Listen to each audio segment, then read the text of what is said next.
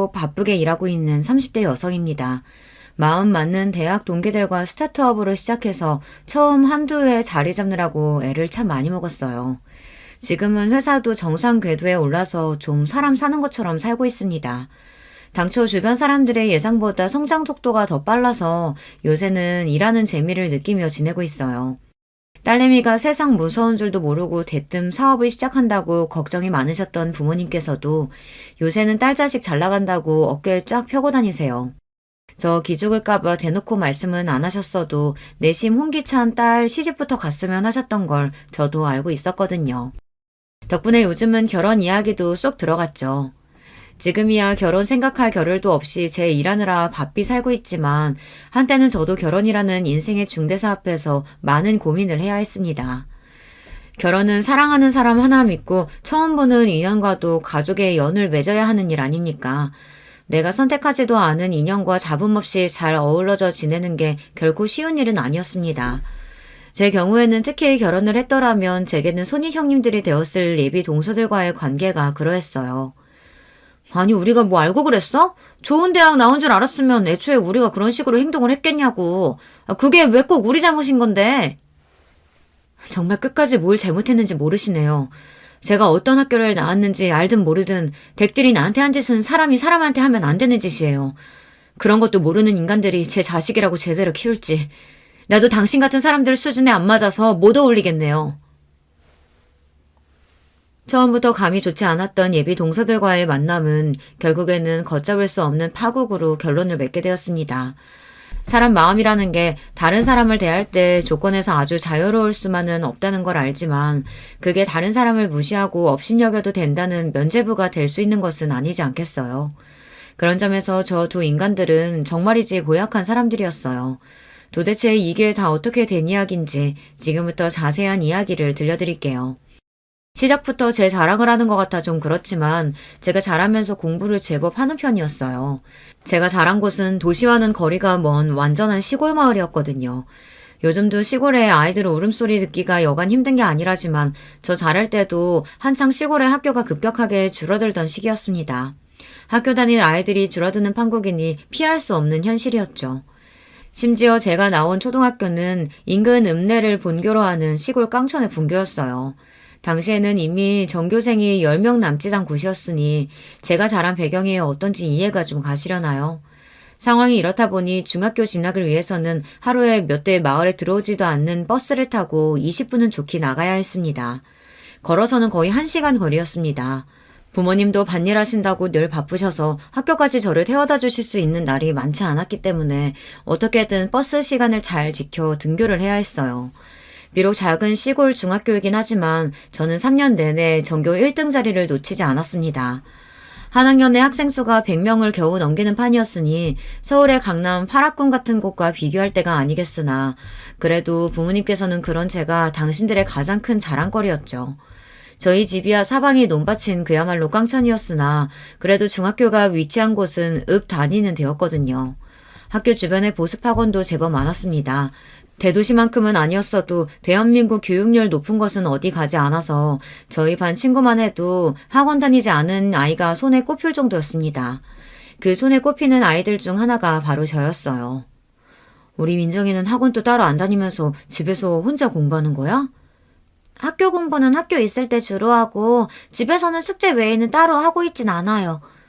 정말 대단하네. 혼자서 이만큼 학업 성취도 끌어올리기가 쉽지 않았을 텐데. 우리 민정이가 확실히 공부머리가 있나 보다. 집에서 딱히 특별히 하는 게 없다는 건 거짓말은 아니었어요. 아무래도 시험 난이도 같은 것도 경쟁률이 치열한 도시 명문학교들보다야 낮은 편이었겠죠. 그리고 그때까지는 혼자서 공부를 해도 크게 어려움을 느끼지 못한 차였습니다.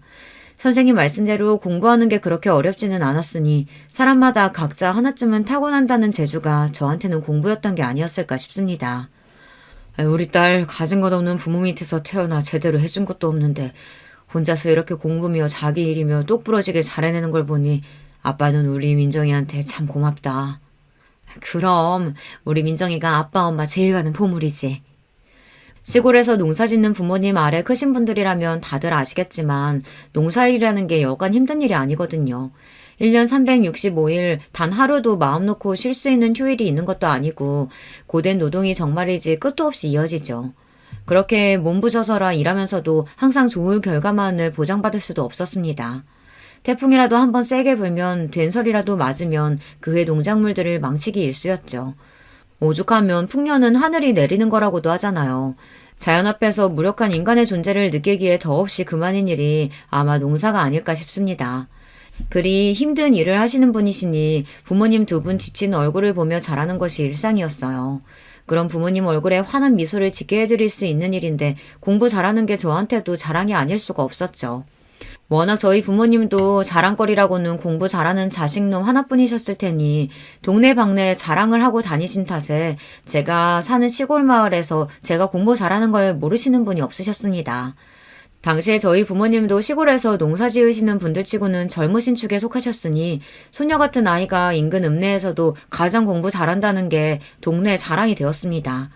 그렇게 이 집 저 집 기특하다며 옥수수며 고구마며 간식도 잔뜩 얻어먹고 동네 어르신들 사랑 듬뿍 받으며 자랐어요. 어른들 사랑은 잔뜩 받고 자랐지만 안타깝게도 또래 친구들한테는 시기의 대상이 되는 경우가 많았습니다. 아무래도 부모님들 중에서 쟤는 학원 한 번 안 보내줬는데도 전교 1등 하는데 너는 이렇게 뒷바라지 해줘도 왜 이렇게밖에 못하느냐며 타박하시는 분들이 계셨나 봐요. 그 나이 또래 아이들이 제일 싫어하는 게 다른 아이랑 비교당하는 건데 그 애들도 상처가 많았겠죠. 결국 그 원망의 화살이 제게 돌아오는 일이 그리 드물지 않았습니다. 쟤 학원 안 다닌다고 하면서 뒤로는 과외라도 받고 있는 거 아니야?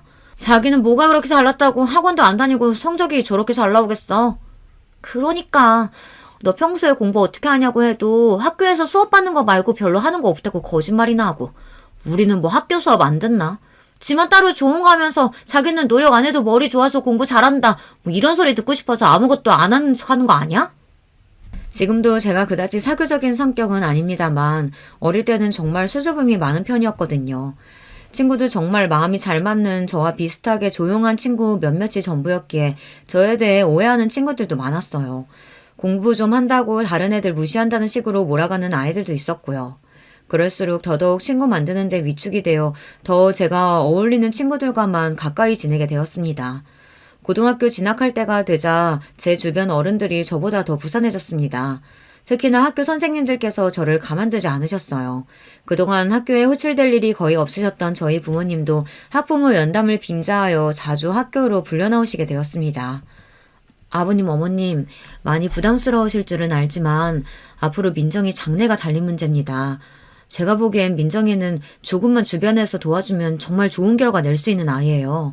조금만 더 무리하시더라도 서울로 보내주실 수는 없을까요? 저희도 그저 자식 잘 되기만은 바라고 사는 사람들인데 뭔들 해주고 싶지 않겠어요. 그런데 저희 형편이 그렇게 좋은 편도 아니고. 부모님과는 인근 소도시의 명문 고등학교에 진학하기로 이미 상의를 끝낸 상태였어요. 당시 그 지역이 아직 고교 평준화가 적용된 지역이 아니어서 공립학교임에도 시험을 쳐서 성적순으로 학생을 받고 있었거든요.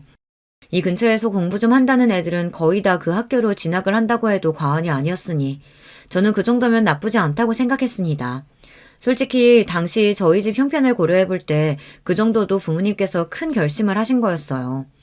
차로 저희 집에서 1시간 이상 떨어진 곳이었어서 무조건 성적 우수 학생으로 선발되어 기숙사에 들어가야 했지만 솔직히 제 성적으로는 무리가 없다고 생각했습니다. 성적 순으로 학생을 선별하는 학교이다 보니 기숙사도 상위 학생들에게 제한하고 받고 있었거든요. 부모님 입장에서도 비록 1시간 거리라곤 하나 어린 딸 자식 타지로 유학 보낼 결심이 쉽지 않으셨을 겁니다.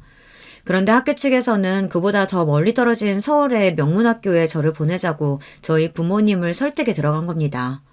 솔직히 저는 그게 그렇게 마음에 들지 않았어요.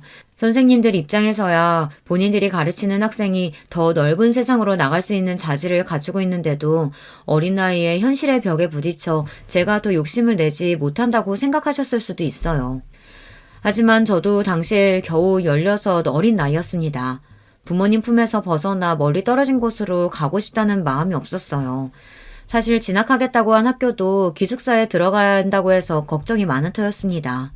주변에 그곳과 비슷한 환경의 학교가 있었더라면 고민도 해보지 않고 집에서 학교를 다녔을 거예요. 통학을 할 때도 몇몇 우악스러운 친구들 때문에 기가 죽었었는데 기숙사 생활을 할 생각을 하면 걱정이 이만저만이 아니었어요. 그런데 인근 도시도 아니고 서울이라뇨. 중학교 2학년 때 다녀온 수학여행을 제외하고 서울은 가본 적도 없었습니다.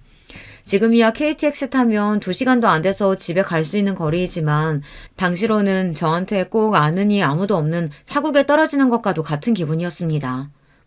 엄마, 나 서울 안 가도 괜찮아. 나 근처 학교 가도 잘할 수 있어. 너야 어딜 가더라도 잘하겠지. 이런 잘난 자식 낳아놨으면서 부모가 돼서 뒷바라지 제대로 해줘야 하는데. 자꾸 부모님들이 당신들 탓을 하시는 것도 보기 싫었어요. 남들 보기에 어떨지 몰라도 전 제가 나고 자란 시골 마을을 정말 사랑했거든요. 나는 이렇게 살고 있어서 행복한데 남들이 왜 더 야단인지. 그리고 다른 사람들이 제 소중한 부모님을 자식 뒷바라지 하나 제대로 못하는 못난 부모 취급하는 것도 싫었고요. 하지만 부모 입장에서야 자식이 조금만 더 밀어주면 지금보다 훨씬 더 나은 인생을 살 수 있다고 하는데 그걸 포기할 수 있는 부모가 과연 몇이나 되겠습니까? 민정아, 이제 됐다. 우리 학교 출신 선배님 중에서 장래가 촉망되는 우수학생 후원해주고 싶다는 분이 계신데 네 사정 들으시고는 네가 대학 갈 때까지 교육비랑 생활비 지원해주고 싶다고 하시는구나.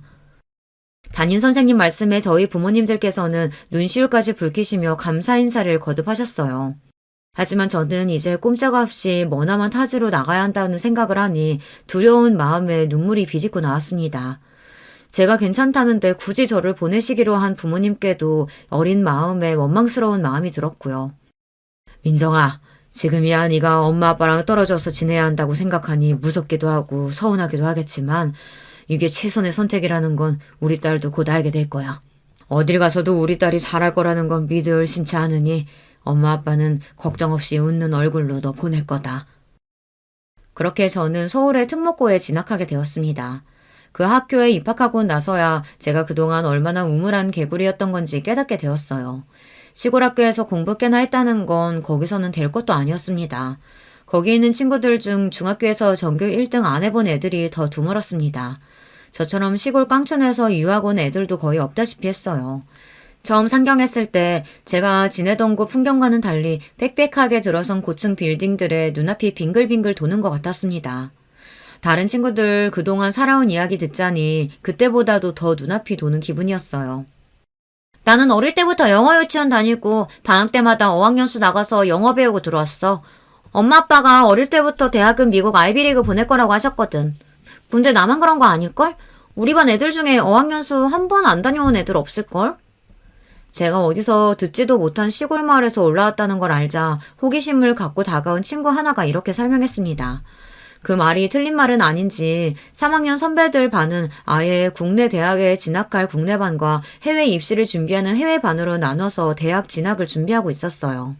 그게 여기선 밥 먹듯이 흔한 일이라고 생각하니 그동안 내가 머물던 곳이 얼마나 좁은 사이였는지 실감이 확 났어요. 당연히 공부해야 할 양도 어마어마하게 불어났습니다. 제가 성적이 잘 나오긴 했지만 공부에 목숨을 건 적은 없었습니다. 집에 와서 숙제할 때 빼고는 들로 밭으로 뛰어다니며 자랐고요. 간간히 부모님 농사일 도와가며 그렇게 지냈어요. 하지만 고등학교 진학 이후 그런 시절은 다시 돌아오지 않았습니다. 다들 공부에 혈안이 된 만큼 누가 시키지 않아도 아이들 모두 밤을 새워가며 공부했고 스스로 그러지 않으려고 한들 과목마다 과제가 너무 많아서 그걸 해결하는 것만으로도 벅찼습니다. 사람이 밥 먹는 시간 빼고는 이렇게 공부에 미쳐 살 수도 있구나 싶었어요. 심지어 잠자는 시간도 줄여야 했으니 처음 한 달간은 밤마다 기숙사 방 침대에서 혼자 눈물을 훔치기가 부지기수였습니다. 그러나 사람은 적응의 동물이라죠. 그런 생활조차도 점차 익숙해졌습니다. 게다가 저는 제가 그렇게 승부욕이 강한 사람일 줄 몰랐어요. 아무것도 모르고 들어와서 처음 치른 시험 등수에 충격을 받아 그날은 아무것도 삼키질 못했어요. 그런 등수는 생전 생각조차 못 해봤습니다. 간신히 중위권에 머무른 등수를 보며 비로소 제 투지가 불타오르기 시작했습니다. 나 여기 보낸다고 우리 엄마 아빠가 무슨 수모를 겪었는데 이대로 주저앉을 수는 없었죠. 그 전까지는 그저 새로운 환경에 적응하려고 어떻게든 아등바등 다른 친구들 하는 걸 따라했다면 이제는 이 학교에서 반드시 꼭대기에 올라가리라는 다부진 마음을 먹고 진심을 다해 공부에 임했어요. 그 결과 저는 2학년에 올라갔을 때는 저희 반 1등이 되어 있었습니다. 야, 마음 먹는다고 다 성적 나으면 우리 학교 애들 죄다 하버드 갈게? 너도 진짜 대단하다. 그 시골에서 어떻게 여기까지 오나 했는데 한민정, 너 이런 면이 있었구나? 공부가 사람 평가하는 가장 큰 기준인 학교이다 보니 제가 누구인지 모르던 아이들조차 저를 달리 보기 시작했습니다. 자연스레 주변 친구들이 해외 명문학교 진학이 유력한 아이들로 채워지기 시작했어요. 그때는 그저 친구들이 많아졌다는 게 마냥 좋았었는데 사회에 나오고 나니 각 분야에서 왕성하게 활약하는 그 애들이 죄다 제 인맥이더군요.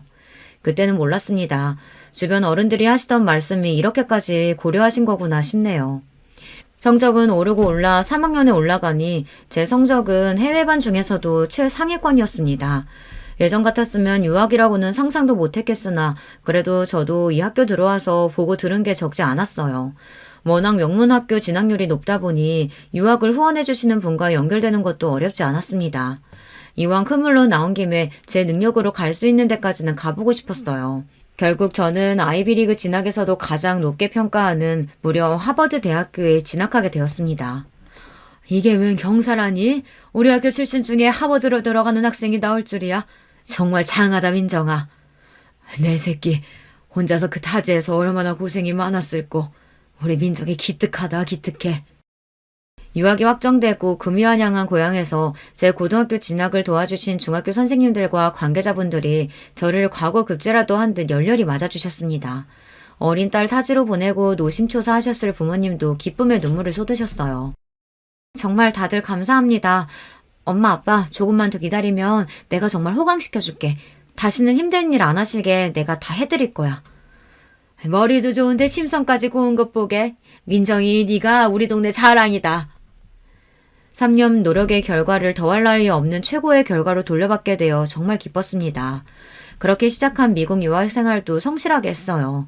비록 대학생이라고 낭만을 즐길 여유라고는 없을 정도로 어마어마한 공부량에 치여야 했지만 그 덕에 더 나은 사람으로 성장할 수 있었고 그 안에서 돈 주고도 살 수 없는 유망한 인재들과의 인연을 맺을 수 있었던 것 또한 제 인생의 큰 재산이 되었습니다. 유학을 마치고 국내 유수의 기업에서 사회생활을 시작하면서도 자신감 넘치는 태도로 살아갈 수 있었던 것은 이렇듯 제가 쌓아 올린 것들로 인해 제 자존감도 올릴 수 있었기 때문이겠죠. 대학 때도 너무 바빠서 제대로 데이트할 시간도 없었는데 귀국하니 선자리가 제법 들어왔습니다. 이제 제 스펙도 국내에서 손에 꼽힐 정도이니 상대의 조건도 썩 훌륭했으나 왠지 그런 식의 만남이 썩 내키지는 않더라고요. 그즘 제게 아주 적극적으로 다가오던 사람이 바로 예비 남편이었습니다.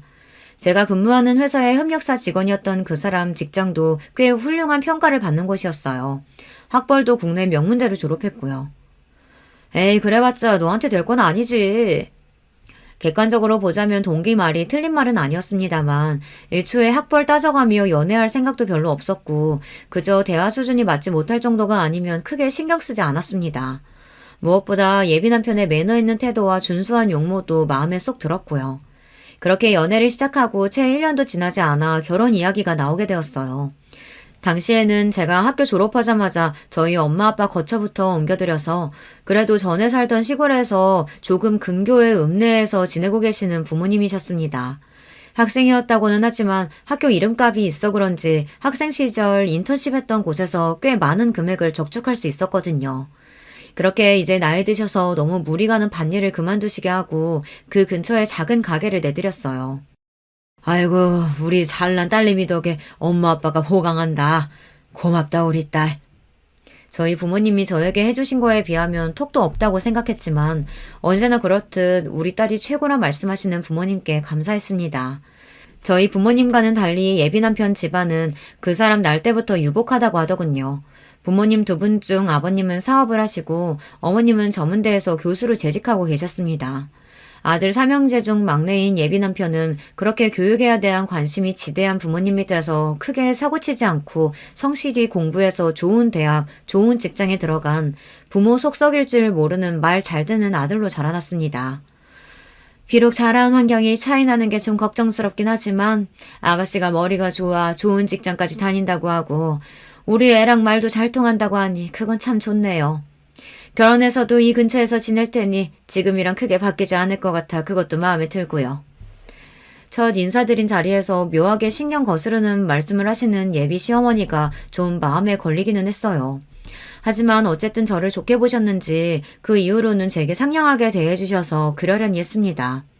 원래 시어머니 자리라는 게 며느리 마음에 쏙 들기가 더 어렵다고 하던데 이만하면 불평할 정도는 아니겠지 싶기도 했고요. 저보다는 막상 저희 부모님께서 걱정이 많으셨습니다. 양가 상견례를 앞두고 수심이 깊은 얼굴을 하신 부모님께서 이렇게 말씀하시더라고요. 우리 딸내미야 세상 어딜 내놔도 꿀릴 것 없는 잘난 자식인데 정작 아빠가 이렇게 시골 사람 뒤 줄줄 나는 촌부라서 우리 딸한테 도움은커녕 괜히 책 잡힐까 걱정이다. 무슨 소리야. 아빠가 어디가 어때서. 너야 효자니까 그렇게 말하지만 사실 엄마 아빠가 뭐 내세울 게 있는 사람도 아니고 그저 자식 잘난 거 하나 자랑 삼아 살아온 사람들인데 장서방 부모님 되시는 분들은 사업도 크게 하시고 사부인 되실 분은 교수시라며 그런 분들한테 우리가 어디 성에 차겠어? 네가 워낙 잘났으니 받아주셨겠지. 자꾸 속상한 소리 할 거야? 그렇게 따지면 엄마 아빠는 이렇게 잘난 딸 키워낸 대단한 사람들인데 꿀릴 거 하나도 없으니까 그런 소리 하지 마. 그렇게 단단히 다짐을 받아두었지만 항상 딸 자식 앞길에 당신들께서 걸림돌이 되지는 않을까 노심초사하시는 분들이시니 상견례를 앞두고 위축이 많이 되셨을 거예요. 설마 그럴 일은 없겠지만 혹여나 우리 부모님 기죽이는 말 한마디만 해도 가만히 있지 않으리라 저도 마음을 굳게 먹었습니다. 결혼을 엎으면 엎었지 평생 딸 자식 하나 바라보면서 최선을 다해 사신 부모님한테 상처주는 일을 할 생각은 추워도 없었습니다. 남자야 새로 만나면 그만이지만 부모님은 저한테 유일하신 분들이 아니겠습니까? 걱정했던 바와는 달리 상견례 자리에서 예비 시부모님과 저희 부모님 간에 그런 문제의 조짐은 보이지 않았습니다. 사회 지도층답게 우아하고 기품 있는 태도로 저희 부모님을 정중히 대해주시는 예비 시부모님 모습에 저 역시 만족스러웠고요. 오히려 제 신경을 거스른 부분은 따로 있었습니다. 안녕하십니까. 한민정이 아비 되는 사람입니다. 안녕하세요. 민정이 엄마예요. 반갑습니다. 사돈 사부인. 멀리까지 오시느라 고생 많으셨죠? 화기애애하게 첫인사를 주고받는 부모님과 예비 시부모님과 달리 저희 부모님 행색을 한번 쓱 훑더니 예비 동서 둘이서 지들끼리 작게 속삭이더라고요. 순간이긴 했지만 둘째 동서라는 여자가 키득거리는 꼴도 분명히 봤습니다. 저희 부모님이 지금은 농사일을 관두셨지만 거의 일평생 농사를 지으셨다 보니 보통 사람보다 피부가 좀 많이 타셨어요. 딸 자식 사돈 될 분들한테 시골 촌뜨기로 보이면 안 된다고 평생 옷에 돈 쓸 줄 모르시는 분들이 좋은 옷도 입으시고 어머니는 아버지까지 닥달해서 며칠 피부 관리까지 빡세게 받으실 정도로 신경을 많이 쓰셨습니다. 그렇더라도 평생을 안고 사신 노동의 흔적이 하루아침에 사라지진 않았겠죠. 두 분 다 시골에서 농사 짓던 분처럼 보이기는 했을 거예요. 하지만 그렇다고 그게 예비동서 될 사람 상견례 나온 자리에서 저들끼리 저렇게 예의를 밥 말아먹은 듯 쪼갤 일입니까? 이 자리는 예비 시부모님과 저희 부모님께서 처음 만나는 자리이기도 했지만 예비 아주버님과 예비 동서들과 제가 처음 만나는 자리이기도 했어요. 다들 일이 바쁘다 보니 상견례 전에 따로 시간을 내지 못해 이 자리에서 한꺼번에 해결하게 된 거죠. 한마디로 그 둘의 첫인상은 정말 형편없었습니다. 내 부모 업신여기는 티를 저리 내는 인간들을 무슨 수로 좋게 볼 수 있었겠습니까? 이건 나중에라도 반드시 짚고 넘어가야겠다고 분한 마음을 간신히 억눌렀습니다. 정작 예비 시부모님과 저희 부모님은 좋은 분위기 속에 얘기를 잘 나누셨으나 그 마음은 그 자리가 파할 때까지 전혀 풀리지 않았어요. 다들 돌아가고 예비 남편과 둘만 남자 저는 계속 참았던 화를 폭발하고 말았습니다. 자기 형수라는 사람들 도대체 어떻게 그렇게 예의가 없어? 모르는 사람이라고 해도 무례할 판에 나랑 우리 부모님 처음 보면서 사람을 그딴 식으로 쳐다보고 쑥덕거려? 저들은 뭐 얼마나 잘났다고. 형수님들이? 설마 자기가 잘못 본 거 아니야? 지금 누굴 바보로 봐? 그럼 가만히 있는데 허공 보고 비웃기라도 했다는 거야? 제가 그렇게 화를 내는데도 일단 자기 형수들부터 감싸는 예비 남편의 우라통이 터졌습니다. 전에 없이 화를 내며 날뛰는 제 모습에 실수했다 싶었는지 뒤늦게 예비 남편이 이 사태를 수습해보겠다고 용을 썼습니다. 우리 형수님들이 두 분 다 평생 도시에서만 자라서 시골에서 농사 지으신 분들 뵐 기회가 없어서 그랬나 봐. 자기가 기분 많이 나빴겠다. 무슨 외국인 처음 보는 어린애도 아니고 나이 먹을 만큼 먹어서는 사람 앞에 두고 도대체 무슨 그따위 태도가 있어? 나 다른 건 몰라도 내 부모님 함부로 대하는 건 그 누가 와도 못 참아줘. 기석 씨도 예외도 아니고 그 형수라는 여자들은 더더욱 아니야. 아, 그럼. 내가 다시는 그러지 마시라고 단단히 주의 드릴게. 화 풀어, 자기야. 난 분명히 말했어. 2번은 없어. 정말 한 번만 더 그렇게 싹수 없이 굴었다간 이 결혼 당장에 엎을 생각이었습니다. 노기를 감추지 못하는 저를 보며 제가 결혼 관두자고 하기라도 할까봐 예비 남편이 제 눈치를 보고 납작 기었어요.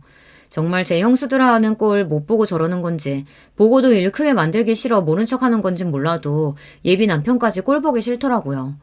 그날 그렇게 안 좋은 기분으로 헤어지고 집으로 돌아왔습니다.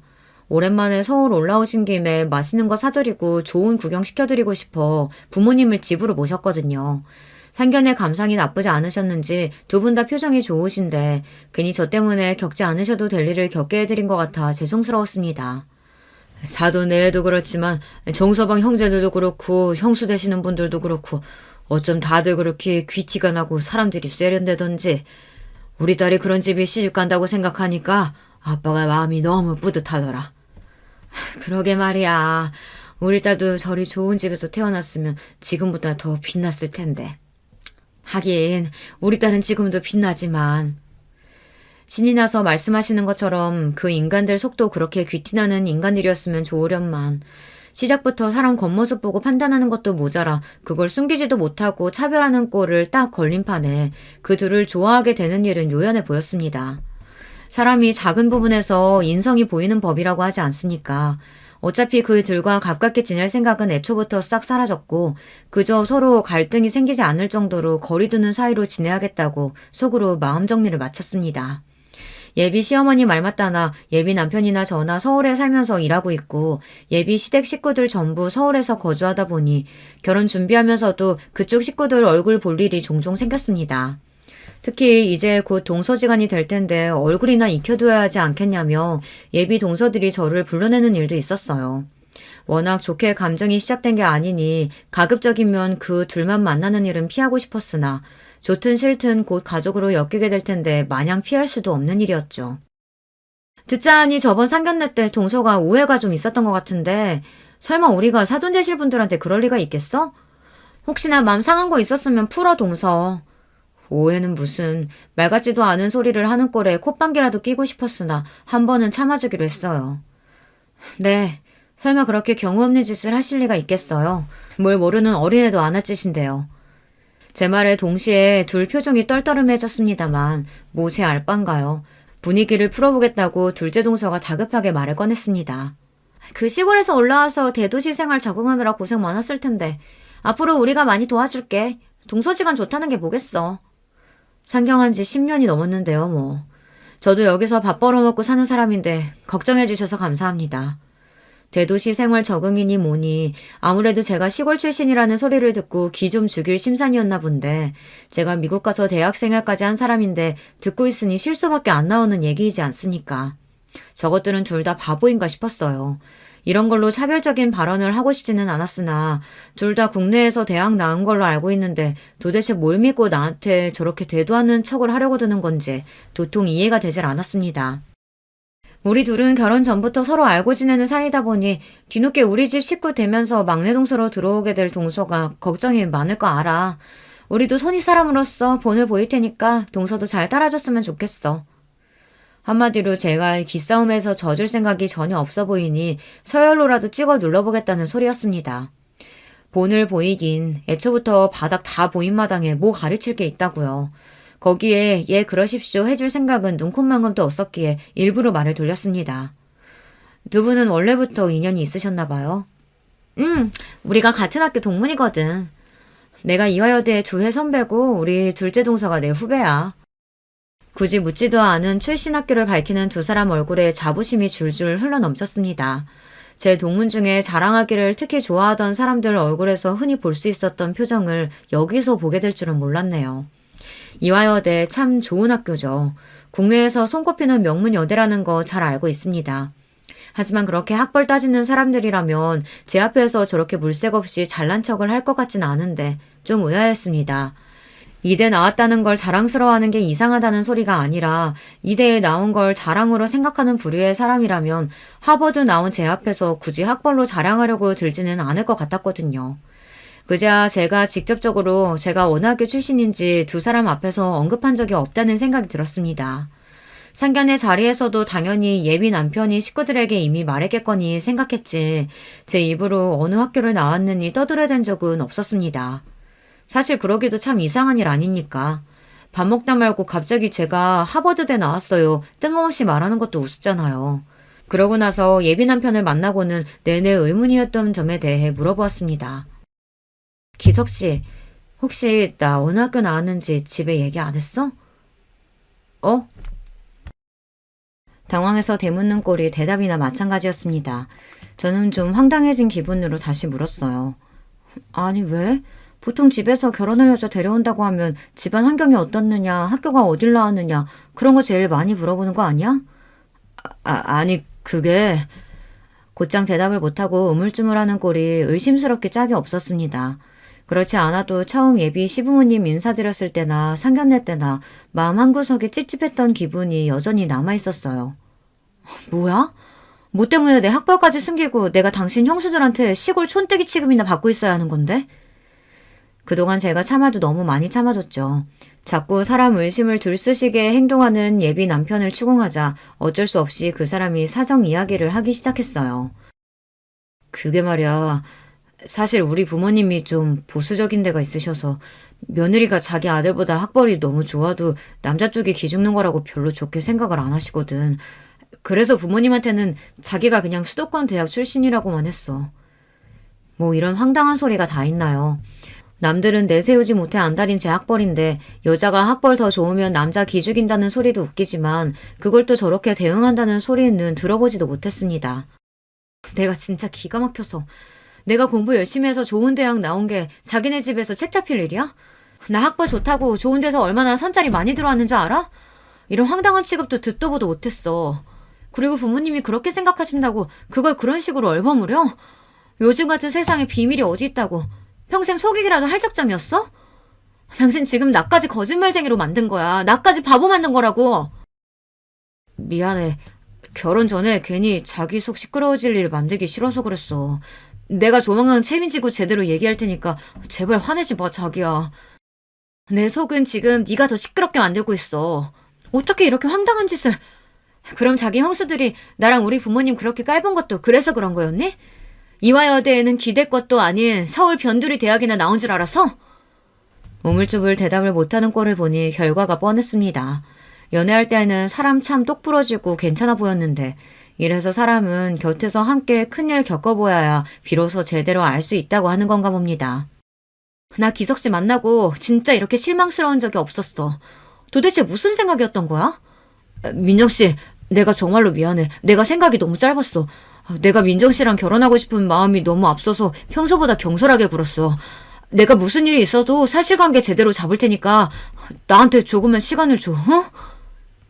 생각 같으면 결혼이고 뭐고 한동안 아무 생각도 하기 싫었으나 이 와중에도 착실히 결혼 준비가 이루어지고 있었습니다.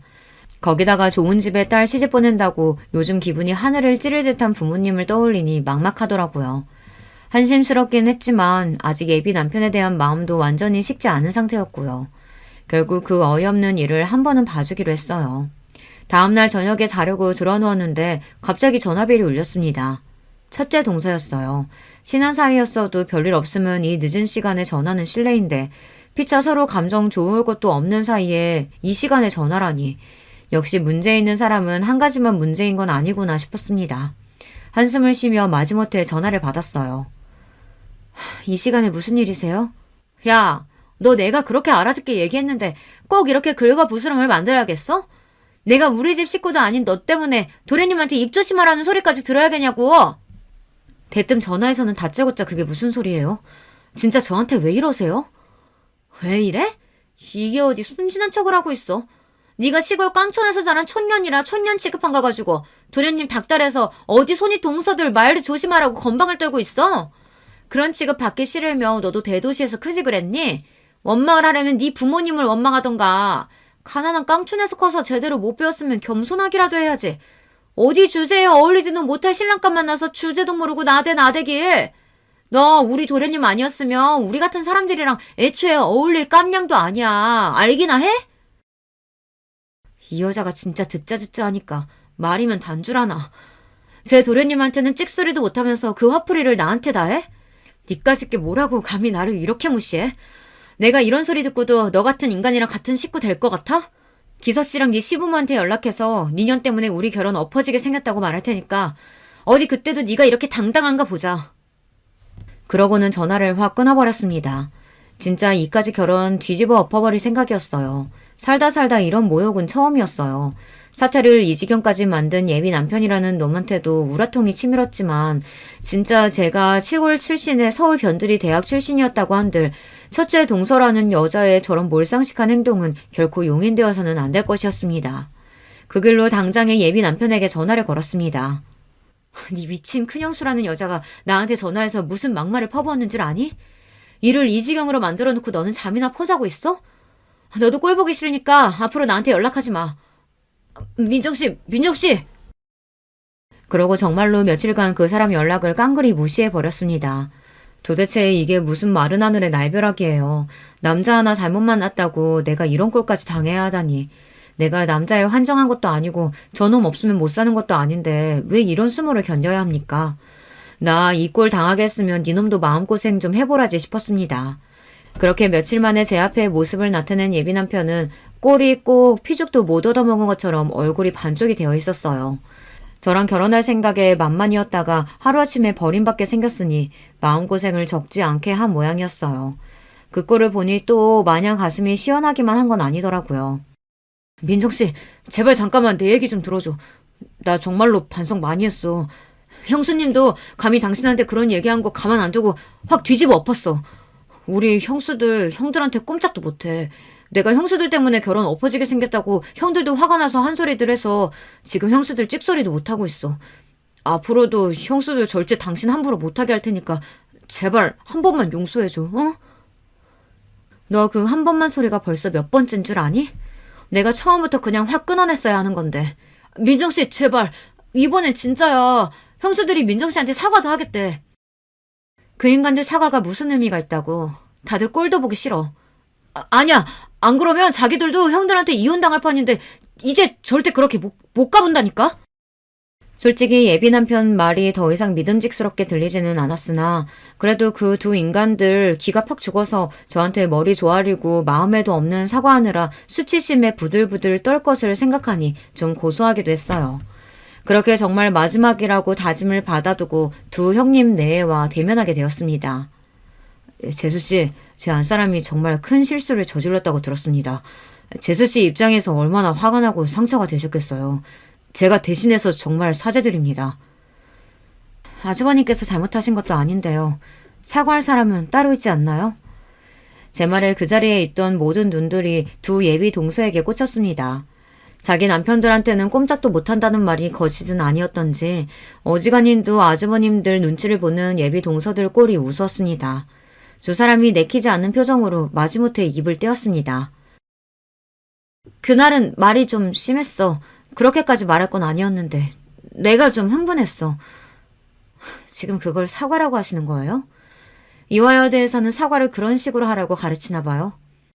결코 호락호락 넘어가 줄 생각이 없던 제게 턱도 없는 사과 같지도 않은 사과였습니다.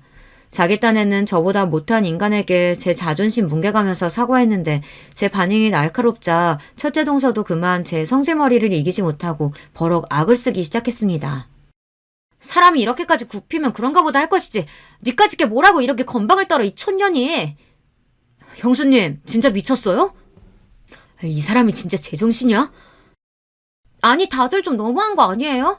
우리는 엄연히 이 집 식구고 저 사람은 아직 남인데 그리고 우리 학벌에 비해 저 사람 조건이 처지는 것도 사실이잖아요. 입 다물어. 내 학벌이 뭐가 그렇게 모자라는데? 대학은 니들만 나온 줄 알아? 대학이라고 다 같은 대학인 줄 아나. 어디 듣도 보다 못한 전문대로도 나온 모양인데 그걸로 지금 어디다 갖다 비비는 거야? 그 말과 동시에 제 졸업장 사본을 그 막대 먹은 여자 면상에 철썩 집어던졌습니다. 찰지게 그 여자 얼굴에 갖다 붙은 제 졸업장이 핑그르르 보기 좋은 원을 그리며 테이블 정중앙에 떨어졌죠. 미국 대학 출신이니 당연히 영문으로 적힌 제 졸업장을 보며 어안이 벙벙해진 두 여자 꼴을 보고 있자니 비웃음이 터져나왔습니다. 잘난 이화여대식이나 나와서 영문 졸업장 하나 해석 못하겠니? 니들이 그렇게 무시한 내 대학 졸업장이란다. 하버드? 역시 명문대 출신인 두 예비 아주버님들이 먼저 제 졸업장을 알아보고 눈이 휘둥그레졌습니다. 그 두 여자 입장에서는 얼마나 믿기 싫은 현실이었겠어요. 단박에 현실을 부정하려고 억지를 쓰기 시작했습니다. 도련님이 어딘지 출신 학교 이름도 못 꺼낼 정도로 후진 학교 나온 거 아니었어? 갑자기 하버드는 무슨 하버드야? 어디서 꼴에 졸업장 위조라도 했나 본데 너 그거 범죄야. 야, 네가 말해봐. 저게 위조라는데. 싸늘하게 예비 남편을 돌아보며 제가 말했습니다.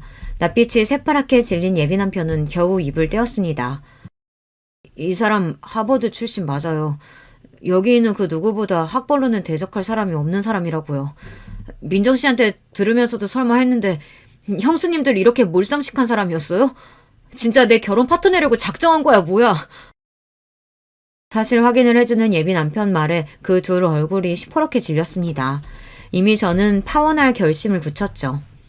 니들같이 천박한 것들이랑 어울릴 생각 나도 없어. 니들 말대로면 어디 수준 안 맞아서 니까지 것들이랑 내가 어울릴 수 있겠니? 단, 파혼은 다 니들 폐악 때문이니 그 대가는 단단히 준비하는 게 좋을 거야. 애초에 우리가 알았으면 왜 이런 짓을 했겠어? 왜 파혼이 우리 탓인데? 난 그냥 시키는 대로 한 거야. 나도 피해자라고. 같은 학교 동문이니 해가며 서로 어와둥둥한 게 거짓말이라도 되는 것처럼 악다구니를 쓰는 꼴이 제법 볼만했습니다. 제 아내들 추한 민낯을 그대로 목도한 예비 아주버님들 얼굴이 황망하기 그지없었죠. 더 볼 것도 없다 싶어 몸을 돌리는 제 앞에 예비 남편이 무릎을 꿇었습니다. 민정씨, 제발 한 번만 다시 생각해줘. 내가 다시는 저 인간들 민정씨 앞에 나타나지 못하도록 할게. 제발 파혼만은. 나, 이 모질이 새끼야. 너 그 말 지겹지도 않니? 네 형수들 말 맞다나 서로 수준 안 맞아서 이 결혼은 못하겠다. 너 같은 놈한테 언감생심 나 같은 여자가 말이나 되니? 구질구질하게 매달리지 말고 내가 보상금 청구하면 그거나 깔끔하게 보낼 준비해. 그렇게 그 징글징글한 것들과는 영영 엮일 일 없이 모든 인연을 정리하게 되었습니다. 처음에 조짐이 보일 때 진짜 끊어냈어야 하는 건데 지저분하게 길게도 끌었네요. 저희 파혼에 대한 원인 제공을 누가 했는지는 장문의 문자로 시부모님이 될 수도 있는 그분들께 모조리 전달했기에 그 집구석이 또다시 난리를 겪게 되었다고 합니다. 본인들이 가장 귀해하던 막내 아들 결혼을 엎어지게 만든 게 모자란 며느리들 때문이라는 걸 알고는 잡돌이를 어지간히 하신 게 아닌 것 같더라고요. 제 남편들 못지않게 시부모님들 눈치도 많이 봤던지 아주 찍소리도 못하고 산다네요. 신혼집도 시댁 도움을 받은 모양인지 너 같은 것들한테 내 귀한 재산 못 준다며 펄펄 뛰시는 시부모님한테 아들목 제외한 본인 목까지 갚고 있다는 말은 웃기기까지 하더라고요. 전 예비 남편이 저것들이 내 팔자 망쳐놨다며 악다구니를 써서 시댁에는 발도 못 들이고 있답니다. 여기까지가 제발 자기 다시 한번 돌아봐달라며 전 예비 남편이 저한테 전해준 이야기예요. 그러게 감히 누굴 무시합니까? 다른 사람 괄시해놓고 저들이라고는 괜찮을 줄 알았나 보죠. 그것들은 제가 아니라도 누구에게라도 큰 코 다치는 일이었을 겁니다. 파혼에 대한 소문이 아주 웃기게 나서 전 예비 남편 또한 뒤에서 웃음거리가 되었어요. 네 집구석 때문에 파혼하는 마당에 결혼 준비하느라 깨진 돈 제대로 안 보내면 아주 얼굴도 못 들게 다니게 해주겠다는 제 반협박에 위로금도 심심치 않게 뜯어냈습니다. 협력 사기는 해도 저희 회사가 갑이고 제가 관리직급이다 보니 저쪽 회사도 알아서 기더라고요. 저는 그놈을 업무적으로도 볼 일이 없었습니다. 앞서 말씀드렸다시피 지금은 하버드 동문들과 창업한 회사가 크게 성공을 거두어 파혼한 아픔 따위는 생각할 겨를도 없이 바쁜 나날을 보내고 있어요. 오히려 그때 그렇게 코 깨어 결혼하지 않은 게 천운이다 싶습니다. 결혼이 뭐 대수인가요? 제 인생 잘 살고 있으면 그게 제일이죠. 제 파혼 이야기는 여기까지예요. 황당하지만 늦게나마 발 빼고 잘 살고 있으니 제 걱정은 마시고 다들 좋은 하루 보내시길 바래요. 안녕하세요. 저는 어렸을 때부터 집에서 차별을 엄청나게 받고 큰 사람입니다. 딸이라고 장녀라고 모든 책임감을 다 져야 했으며 차별을 당연시해야만 했어요. 저는 동생만 둘인데요. 남동생은 남자랍시고 어렸을 때부터 집안의 기둥 대들보였습니다. 시집 온 뒤로 마음고생하며 친정엄마가 지내고 계셨을 때 딸인 제가 태어나서 더욱 속상해하셨었고 그걸 만회시켜준 존재가 남동생이었던 거예요. 저는 참 억울하게도 외모가 친탁을 했습니다. 친정아버지를 많이 닮았으면 차라리 나은데 친할머니하고 정말 비슷한 인상이에요. 친정엄마께서는 그렇기에 더더욱 저에게 정이 안 간다고 하셨죠. 너는 암만 내 배로 직접 낳았어도 나하고 닮은 구석이 하나도 없어서 그런가? 아니면 내가 너무 싫어하는 그 얼굴을 닮아서 그런가? 정을 줄래야 줄 수가 없어. 하여간 표정도 음침해가지고 애가 애답지도 않고 보는 사람을 아주 우울하게 만든다니깐. 어린 딸에게 친정엄마가 하셨던 말씀 지금 생각해도 너무 서럽네요.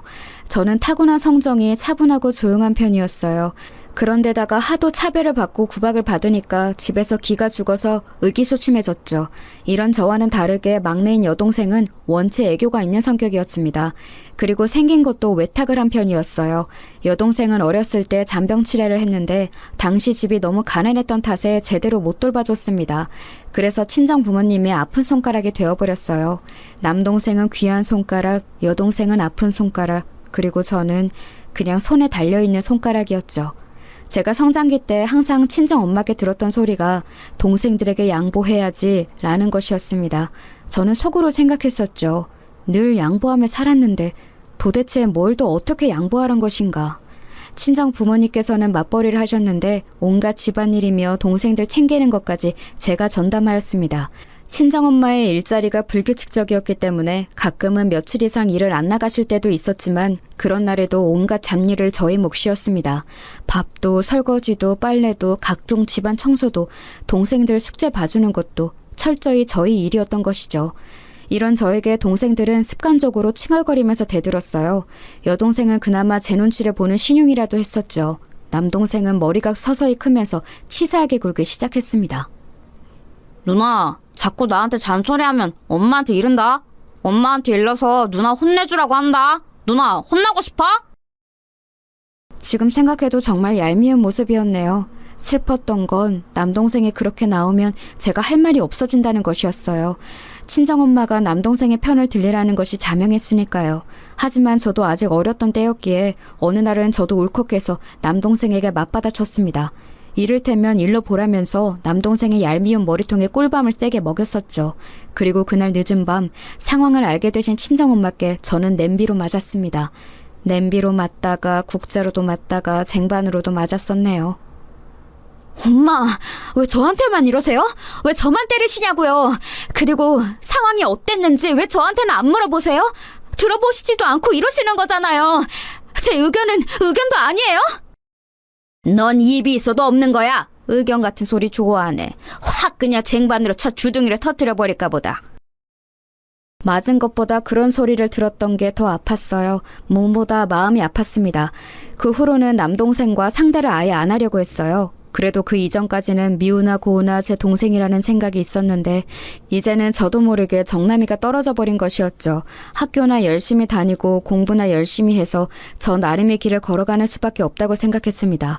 그리고 중학교 3학년의 어느 날 친정 부모님께서 저를 두고 나누시는 대화를 엿들어 버렸어요. 집이 좁아서 웬만하면 다 들을 수 있었거든요.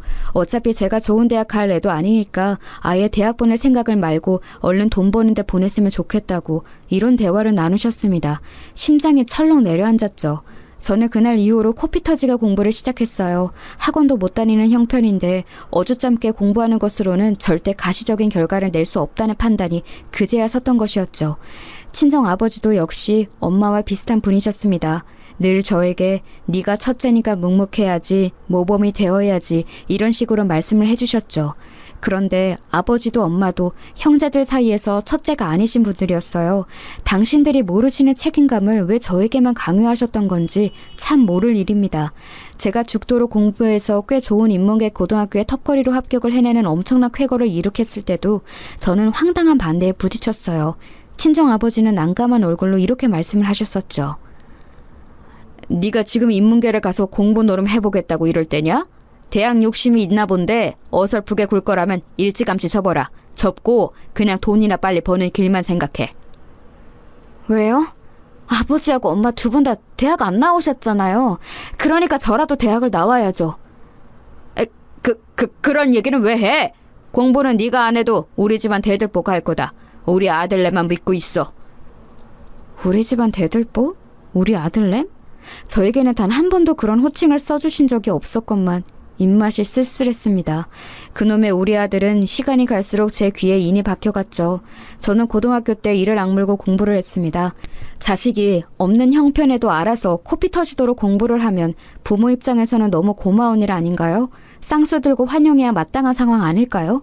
그런데 희한하게 친정엄마는 갈수록 초조해하셨습니다. 처음에는 제가 인문계 고등학교에서 난다긴다 하는 애들에게 눌려서 성적을 다 망칠 것이라 전망하시고는 저를 비웃으셨지만 끈기를 잃지 않은 제가 점차 성적을 잘 내기 시작하자 반응이 달라지셨던 거예요. 제가 고등학교 2학년이었을 때부터는 아예 작정하시고 악담을 하셨었네요. 너는 네 동생들 뒷바라지 하려고 태어난 거야. 없는 형편에 쓸데없는 짓 하지 말고 빨리 돈 벌어서 네 동생들이나 좀 지원해줘라. 대기업 공장 같은 데 들어가면 좀 좋니? 네가 벌어온 돈으로 우리 아들 공부 좀 편안한 환경에서 지켜보자. 너는 그저 시집이나 잘 가면 되는 거야. 지금 굳이 그렇게 공부한다고 쓸데없이 굴 필요가 없어. 여자는 어차피 출가 외인인데 네가 결혼 전에 가족한테 헌신하지 않으면 언제 또 장녀로 헌신할 수가 있겠니? 집안일 잘하고 동생들 잘 돌봤다고 하면 점수 잘 따서 괜찮은 곳에서 너를 며느리로 맞아줄 수도 있겠지. 이런 쉬운 길 두고 왜 멀리 돌아가? 그쯤 되니까 저는 친정엄마를 상대하는 것이 제 손해라는 것을 알았어요. 그래서 여자는 오로지 시집 가는 것만이 종착지인가요? 라는 질문을 속으로만 감췄습니다. 겉으로는 대충 고개만 끄덕거려 드렸죠. 저의 건조한 반응에 친정엄마는 분통을 터뜨리셨고요. 정말 저는 이해할 수 없었습니다. 헌신적인 장녀로 살고 싶다고 말을 한 적 없었고 결혼 잘하는 게 목표라는 말은 더더욱 한 적이 없었는데 왜 저를 멋대로 재단하고 인생을 설계하시는 건지 그저 답답할 따름이었네요. 저는 이런 상황들을 다 이겨내고 대학 입학 시험에서 좋은 성적을 거두었습니다. 그랬건만 집에서는 먹고 죽을래도 돈 없으니까 대학 갈 돈은 지원 못 해주겠다고 그랬어요. 담임 선생님께서 기가 막혀 하셨죠. 이런 상황이면 빚을 내서라도 자식 대학부터 보내주는 게 맞는 건데 어떻게 부모가 그럴 수 있냐면서 착잡해 하셨고 저는 너무 부끄러웠습니다. 학교의 선생님들께서 나라에서 지원받을 수 있는 방법들을 알아봐 주셔서 저는 간신히 대학에 등록할 수 있었어요. 눈물나게 감사했고 신기했습니다. 아는 만큼 보인다는 말이 뭔지 실감도 되었고요. 나라의 도움을 요청해 볼 생각조차 못했었는데 알지 못하기 때문에 누리지 못했던 것들이 많을 거라는 생각이 들었습니다. 졸업 전에 담임 선생님께서 저에게 해주셨던 말씀이 무척 인상 깊었습니다. 집에서는 내가 교사가 되는 걸 예전에 무척 반대하셨었어. 지원도 안 해줄 거라고 엄포를 놨는데 나는 꿋꿋하게 교사의 길을 걸었지. 그리고 후회는 없어. 내가 하고 싶은 걸 해냈으니까. 너는 이제 20살이야. 그거 아니? 너는 이제 2번 다시는 네 평생에 19살로 돌아가지 못한다. 인생의 모든 순간은 그 순간이 마지막 순간이야. 시계바늘을 뒤로 돌릴 수 있지만 그렇다고 시간이 뒤로 가는 건 아니지. 지난 날을 후회한다고 한들 그 과거로 돌아갈 수 없어. 후회를 최소한으로 남기고 싶으면 네가 하고 싶은 것을 해야 돼. 선생님, 그런데요. 저는 가족들이 예뻐하는 사람도 아니고 친구도 많지 않고 가진 것도 없어요. 꿋꿋하게 살아가기가 솔직히 자신 없고 겁도 나요. 세상이 앞으로 제가 외톨이인 걸 눈치채고서 저를 무시할 것만 같아요. 너를 무시하든 비웃든 그 누구도 네 인생을 대신 살아줄 수는 없어. 휩쓸리지 마라. 너는 네 인생을 오롯이 살아가면 돼. 최선을 다해서 너 자신에게 부끄럽지만 않게 살면 후회는 없이 살 수 있을 거야. 와, 그 순간에 깨달음이 들더라고요. 저는 아무것도 가진 게 없다고 생각하며 살아왔지만 제가 처음부터 가지고 있는 게 있었습니다. 인생, 저의 인생이요. 친정 부모님의 방해 공작에도 불구하고 제가 대학 입학을 이뤄냈듯이 제가 하나둘 원하는 대로 발자취를 남겨가는 제 인생, 저만의 것이었습니다. 저는 들러리나 엑스트라가 아니라 제 인생에서는 주인공이었던 거예요. 담임 선생님을 통해 저는 살면서 어른다운 어른을 만나는 게 얼마나 중요한지를 느낄 수 있었어요. 감사한 어른을 만났기 때문에 용기를 내어서 대학 생활을 멋지게 해보기로 했습니다. 친정 부모님께서는 저를 괘씸해 하셨어요. 명문대에 들어가면 뭘 하냐면서 부모의 최종 허락도 받지 않고 멋대로 대학 등록을 해버린 건 천하의 불효라고 욕을 하셨죠. 저에게 짐 싸서 집을 나가라고 하셨습니다. 저는 정말로 제 가방을 싸서 집을 나섰어요. 팩이 넘치게 짐가방 들고 나갔는데 얼마 못 가서 길바닥에서 엉엉 울었었네요. 너무 서러워서 지나가던 사람들이 보든 말든 그냥 막 울었습니다. 하지만 돌아가고 싶지는 않아서 학교 근처에 하숙집을 구했어요. 제가 청소를 다 할 테니까 하숙비를 깎아달라는 간청을 다 하고 다녔는데 딱 한 곳에서 저를 받아주었습니다. 정말 마음씨 좋은 노부부께서 운영하고 계신 곳이었고 저는 또 좋은 어른을 만난 덕분에 힘을 얻을 수 있었어요. 저를 괘씸해하면서 그렇게나 욕을 하시더니 몇 달이 지나자 친정 부모님은 저에게 남동생의 공부를 봐달라고 하셨습니다. 학교 시험에서 이번에 5등을 한 게 처참한 모양이었어요. 혹시 앞에서 5등인가 했는데 그게 아니라 뒤에서 5등을 했다고 하더군요. 그것도 전교 등수였습니다. 기가 막혔죠. 친정 엄마가 우는 소리를 하시길래 제가 그랬습니다. 어차피 누군가는 꼴찌를 하는 세상이에요. 그게 우리 집에서 난 것뿐이죠. 있을 수가 없는 일이야. 너는 내가 문제집 한 권 살 돈도 안 줬는데 알아서 공부하더니 대학까지 잘 갔잖아? 그렇다면 우리 집안 머리가 타고났다는 건데 우리 아들은 왜? 어째서 그게 안 되느냐 말이야. 너무 속상해 하시길래 더 대꾸를 안 해드렸건만 남동생은 아예 저 사는 대로 주말에 보내셨습니다. 공부를 알려달라는 것이었죠. 주말이면 저는 아르바이트를 해야 했건만 남동생 때문에 2배로 힘들었어요. 남동생은 의욕도 공부머리도 없었습니다. 그건 여동생 또한 마찬가지였죠. 저는 3남매 중에서 저 혼자 다른 특성을 타고났다는 걸 이때 다시 실감했던 것 같아요. 아무리 시켜보아도 동생들은 공부에 끈기를 붙이지 못했습니다. 친정 부모님은 원통해 하셨고요. 그러던 어느 날 하숙집 주인분들의 지인께서 방문을 하셨어요. 공교롭게도 주인분들께서 잠시 외출을 하신 상태여서 제가 그 손님을 맞이했는데요. 인상이 차분해 보이는 중년의 여성분이셨습니다. 자그마한 과일 바구니를 손에 들고 계셨죠. 제가 그걸 받아들고 손님 맞이를 했어요. 커피를 타서 내왔고 앉으실 자리를 안내했죠. 그랬더니 그 손님께서 하숙생으로 보이는 학생이 어째 이런 걸 다 하냐며 신기했습니다. 저보고 부침성이 좋은 것 같다고 하셨어요. 그래서 제가 망설이다가 솔직하게 말씀을 드렸죠. 청소라든지 하는 것들을 다 도맡아서 하고 있기 때문에 저는 다른 하숙생들과 입장이 조금 다르고 그 때문에 하숙비를 아주 싸게 내고 있다는 얘기를요. 그랬더니 그분이 놀라시면서 괜찮으면 같이 앉아서 대화를 나눌 수 있느냐고 물어보셨습니다. 그래서 그분과 마주 앉아서 이런저런 대화를 나누었어요. 하숙집 주인 부부 2분과는 고향이 같기 때문에 옛날에 아셨던 사이라고 했습니다. 지방의 시골 동네가 고향이라고 하셨죠. 보수적이고 꽉 막히고 좁고 그런 동네를 떠나서 자유롭고 멋지게 사는 미래를 그리셨다고 말씀을 하시는데 눈가에 아쉬움이 묻어나오는 것이 보였습니다. 저 실례지만 그럼 지금은 예전에 그리셨던 꿈대로 살지 못하고 계신 거예요? 애석하게도 그렇게 되었네요. 내 고향 동네보다도 더 꽉 막히고 답답한 남자를 만나 살림을 차리게 될 줄 예전 그때는 몰랐으니까요. 이것이 다 내 옷보이자 운명이라고 생각하면서 지금은 그렇게 살고 있어요.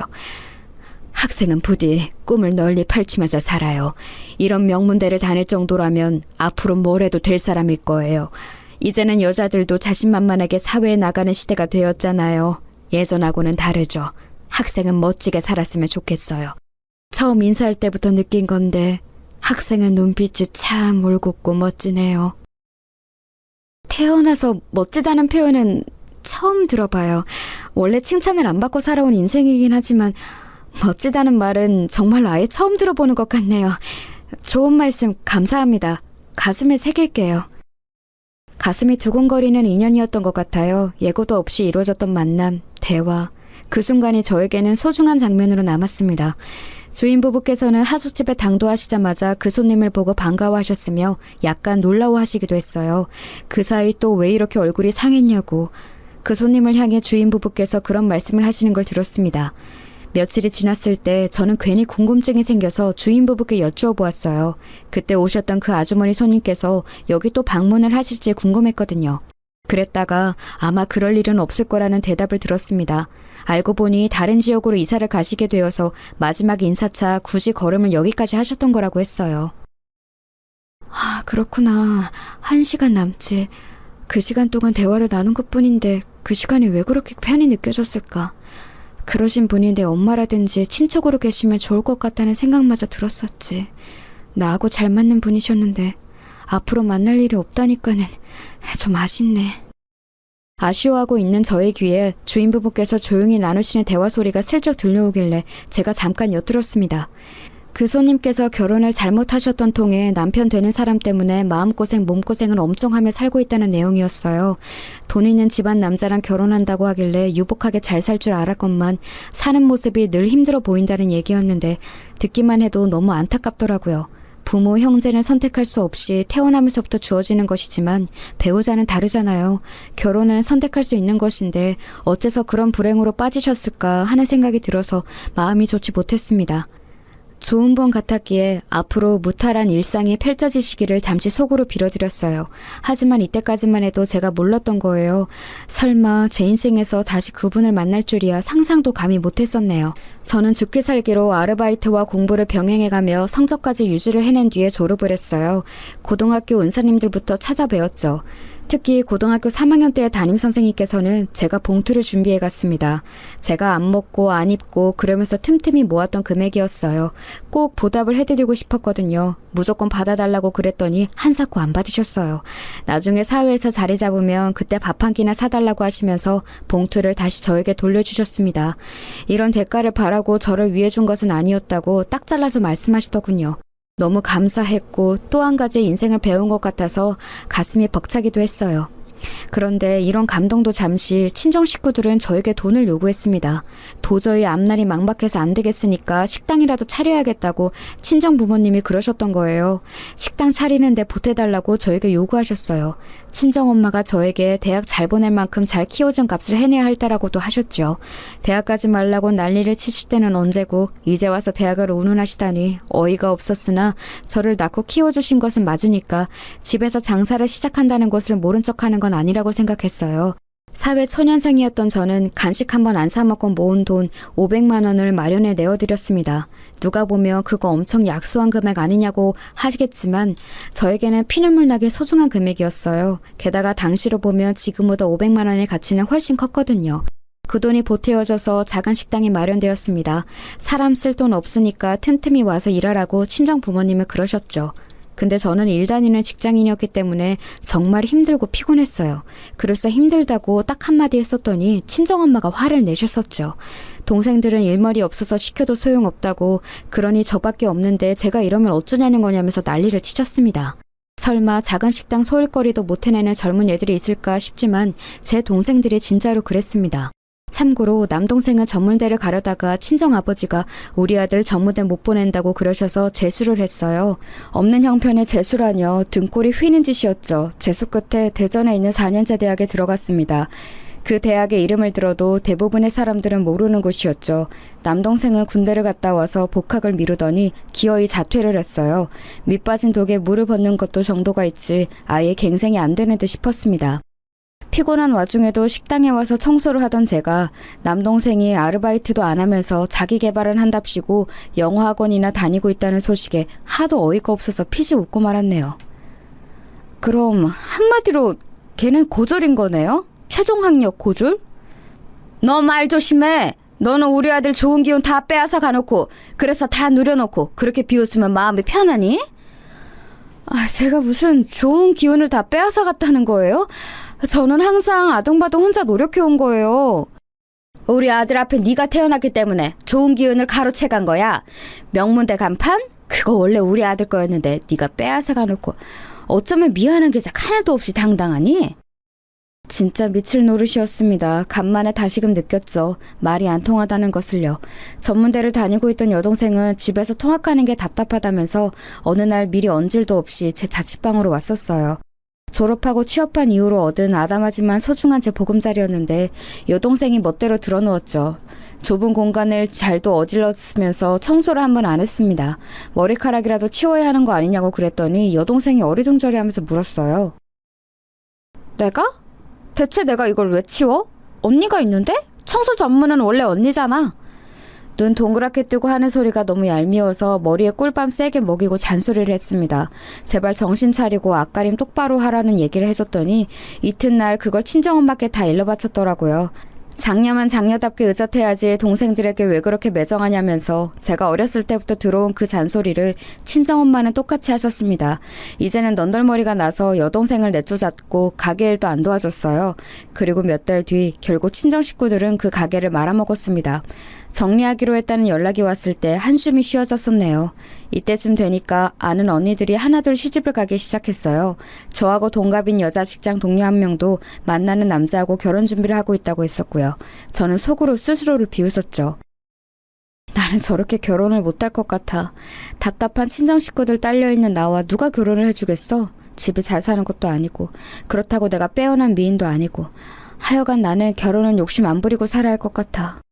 하지만 사람 마음이라는 게 한 구석에는 혹시 모르니까 라는 게 있는 것 같았어요.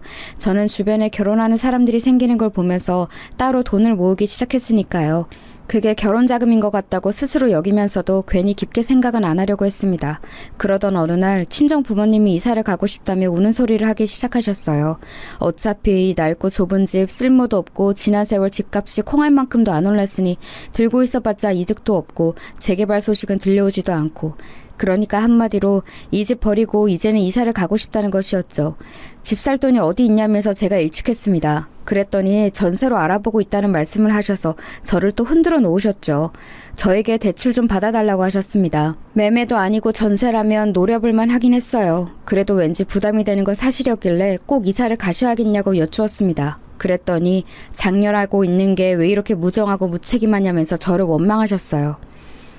너는 그러면 네 부모가 오래오래 이런 허름한 집에서 사는 게 마음에 편하다는 거냐? 아이고 듣자 하니까 어디 누구네는 자식이 성공해서 부모에게 차 뽑아주고 집 사주고 그런다던데? 제가 생각했었죠. 저도 부모가 성공했다면 차 받고 집 받으면서 편하게 살았을 거라고요. 지금처럼 온갖 고생하면서 피곤하게 안 살아왔을 거라고. 그런 생각을 하면서 약간은 슬퍼했습니다. 그런데 그때 결국 그 오래된 집을 팔았어요. 집 팔아서 생긴 돈, 제가 대출받아서 생긴 돈, 이런 것들 합쳐서 적당한 전셋집을 구해드렸죠. 전에 살았던 곳보다 당연하지만 훨씬 아늑하고 좋은 집이었습니다. 그때 제가 두 분께 말씀을 드렸어요.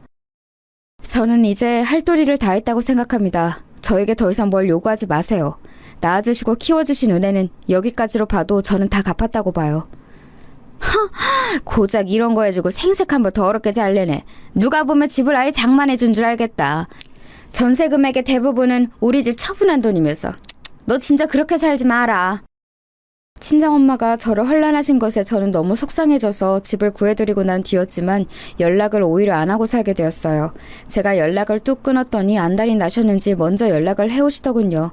솔직히 말씀을 드리자면 저는 그래서 제가 어찌되었든 우리 집에 꼭 필요한 사람 1순위로 찾게 되는 자식 이런 거라고 여기면서 제 나름의 가치를 찾았던 것 같아요. 차별받고 커왔었기 때문에 인정받고 사랑받고 싶다는 욕구가 쉽사리 가시지를 않았나 봐요.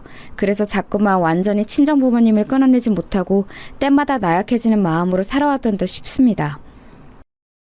우리 아들이 드디어 정신을 차리고 기지개를 활짝 켤 모양이다. 취업하러 다닐 거라고 하던데 내가 정장 한번 맞춰줄 수 있을까? 백화점 한번 같이 가보는 건 어때? 백화점 정장이라뇨. 엄마, 요즘은 면접 보는 용이라고 하면 정장 대여해주는 곳들이 있어요. 잘 되어 있으니까 그런 거 이용하면 돼요. 야, 우리 아들이 성공하면 어른이 너에게 잘 안 해줄까 봐서? 너 진짜 그렇게 살지 마라. 너 하나만 잘났다고, 너 하나만 살아보겠다고 이기적으로 굴고 그러면 못 써. 그렇게 사는 거 아니야. 대체 뭐가 이기적이고 뭘 그렇게 살지 말라는 것인지 이제는 기가 막힐 기운조차 없었네요. 이런 와중에 제 여동생, 웬 근본도 알 수 없는 양아치 같은 놈과 눈이 맞아서 혼인신고부터 덜컥 해버렸습니다. 친정 부모님이 그 놈을 마음에 안 들어 하시니까 여동생이 아예 혼인신고부터 저질러 버렸던 거예요. 그래 놓고서는 저에게 결혼식 올려야 하니까 돈 달라고 연락을 해왔습니다. 다른 것도 아니고 결혼식을 하면 어차피 축의금으로 다 갚는데 왜 못 도와주냐면서 엉엉 울더군요. 왜 그랬겠나요? 당연히 그만큼 축의금을 못 거둘 거 아니까 그랬죠. 신혼살림은 그놈이 원래 살던 월세방에서 같이 살 거라고 했습니다. 어이가 없더라고요. 있는 돈 뒤져서 300만 원을 여동생에게 주었어요. 그랬더니 꼴랑 이거 주는 거냐면서 저에게 쌍욕을 했습니다. 받지나 말고 욕을 하든가 여동생이나 친정엄마나 너무 비슷하다는 생각이 들었네요. 그런데 그 300만 원을 비롯한 결혼자금을 들고 그놈이 도망을 가버렸어요. 연락두절이 되었죠. 그놈의 가족이라고 알았던 사람들도 알고 보니 다 가짜였다면서 여동생이 망연자실해 했습니다. 진짜 미치는 줄 알았어요. 가족 때문에 진절머리가 났습니다. 남동생은 자꾸 취업에서 미끄러지고 있었는데 친정엄마는 제 탓을 하고 계셨죠. 제가 취업운동 다 빼앗아갔기 때문에 자꾸 이런 결과가 나는 거라고 하셨습니다. 이래서 첫째를 딸로 낳는 게 아니었는데, 내가 너를 그때 낳는 게 아니었는데, 이런 하소연이나 하시길래 제가 적극적으로 장만을 도와드렸던 그 전셋집에 모처럼 들렸던 저는 자리를 벅차고 나왔었죠. 얼마 후에 제 인내심을 시험하는 일이 있었어요. 저희 친정이 오래 살았던 옛날 그 집, 거기가 희한하게 집값이 좀 오른 거예요. 친정 부모님은 난리가 나셨죠. 곡소리를 내셨어요. 제가 만약에 전셋집 구하는 것을 도와주지만 않았어도 그 집을 그때 안 팔았다고, 가만히 앉아서 돈 벌 수 있었는데 저 때문에 기회를 놓쳤다고 저를 원망하셨습니다. 그래서 제가 이때 선언했던 거예요. 앞으로 연락하지 말라고요. 안 보고 살자고요. 그게 최선의 방법임을 굳이 제가 외면하면서 살아온 세월이 아까웠습니다. 저를 원망하는 친정 식구들과 연락을 끊은 이후로 저는 남자친구를 새로 사귀게 되었어요. 처음에는 몰랐습니다. 남자친구와 제가 설마 특별한 인연이 있을 줄 말이죠. 정말 딱 한 명 겹치는 지인이 있어서 우연히 안면을 트게 되었다가 얘기가 잘 통하길래 사귀게 되었고 몇 달 지났을 때 결혼 생각을 하게 되었어요. 네, 바로 이 사람이 제 남편이 되었죠. 나는 네가 그간 어떤 인내심을 가지고 살아왔을지 얘기를 들으면서도 감히 짐작이 안 간다. 내가 너였으면 진작에 뒤집어 엎었을 거야. 자식 농사 너 하나 성공한 것 같은데 네 부모님께서는 그 사실을 모르시는 것 같네. 나도 처음에는 그렇게 생각했었는데 지금은 아닌 것 같아. 사실은 알고 계시지만 인정하기 싫으신 게 아닐까 싶어.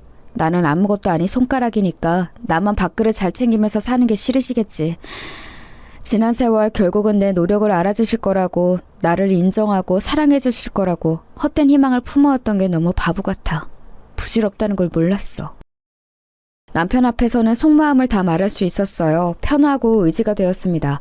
그래서 꼭 결혼하고 싶었건만 친정 식구들이 결사 반대를 했던 겁니다. 상견례 자리 마련할 거라고 연락을 했더니 고작 그런 남자와 결혼하는 게 말이나 되냐면서 친정아버지가 화를 내셨어요. 그러더니 남동생이 전화를 받았고요. 저한테 섣불리 결혼하는 건 아닌 것 같다면서 그런 소리를 했습니다.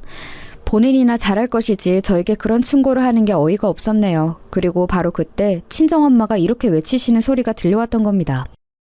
우리가 영영 걔한테 기생해서 살아야 하는데 결혼해서 탈출하게 둘 수야 없지.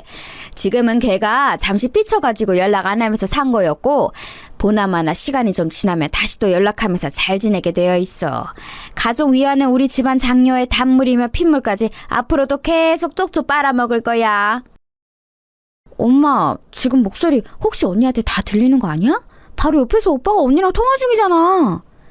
에이, 전화기계에다 입 대고 말한 것도 아닌데 왜 들리겠어? 절대 안 들려. 여동생의 걱정에 대고 친정엄마는 호언장담을 하셨고 저는 눈이 돌아갔어요. 남동생에게 말했습니다. 야, 네가 엄마한테 전해드려. 다 들렸다고. 잘 들었다고. 앞으로 나는 당신 딸 아니고 한 가족도 아니라고. 그렇게 말씀 잘 드려라. 누나, 뭔가 지금 오해가 있는 모양이야. 엄마가 반쯤 장난으로 저렇게 말씀하신 거겠지. 어이없는 변명을 들을 가치도 없어서 전화를 끊었고 한참을 울었네요. 그래서 상견례 아닌 상견례 자리에는 저만 나갔어요.